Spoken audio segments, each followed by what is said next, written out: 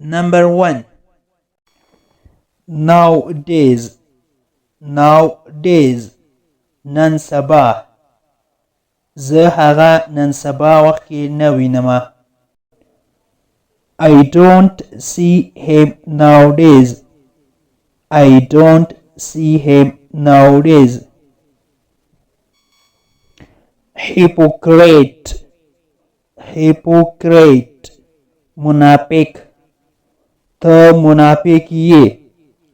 You are hypocrite. You are hypocrite. Blanket. Blanket. کمبله. ماته یو کمبله راوړه. Bring me a blanket. Bring me a blanket. Earthquake. Earthquake. زلزله. په افغانستان کې سخته زلزله وه. There was a hard earthquake in Afghanistan. There was a hard earthquake in Afghanistan. Expensive. Expensive. قیمتي یا قیمته چې زیات پرایس ولري. ما یو قیمتي کوټ واخیسته. I bought an expensive coat. I bought an expensive coat. Heat up. Heat up. ګرمول یا تودول. چای ګرم کړه یا چای تود کړه. Heat up the tea. Heat up the tea. Almost. Almost. تقریبا. هغه تقریبا د 10 کالو ده. He is almost 30. He is almost 30. Bow. Bow. رکوع کوله. موږ ټول په لمانځه کې الله ته رکوع کوو یا سر ټیټوو. We all bow into Allah in Salah. We all bow into Allah in Salah. Partner.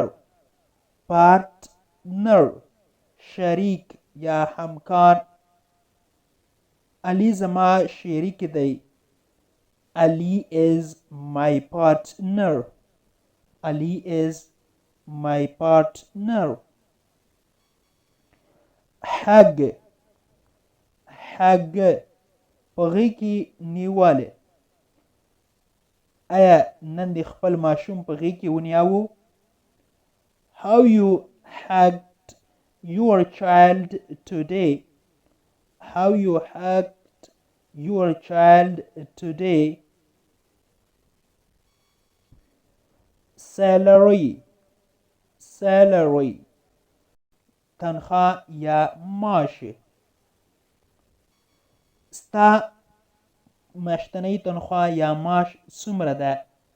How much is your monthly salary?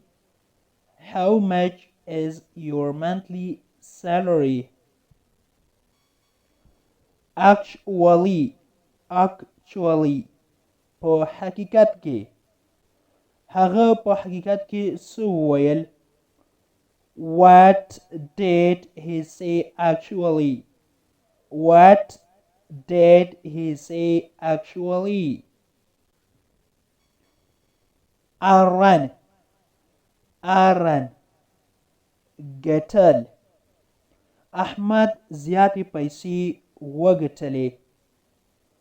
Ahmed earned a lot of money. Ahmed earned a lot of money. Get up. Get up. کوزیدل یا ښکته کیدل. د موټر څخه ښکته شه یا کوز شه. Get up the car. Get up the car. Everything. Everything. هر څه. هر څه تیار کړه یا آماده کړه یا چمتو کړه هر څه. Keep everything ready. Keep everything ready. Sick. Sick. مریض یا ناروغ. زما کوچنی لور ناروغه ده یا مریضه ده. My little daughter is sick. My little daughter is sick. Obey. Obey. غاړه کېښوده. موږ باید ټول اسلام ته غاړه کېږدو یا تابعداري وکړو. We should obey to Islam. We should obey to Islam.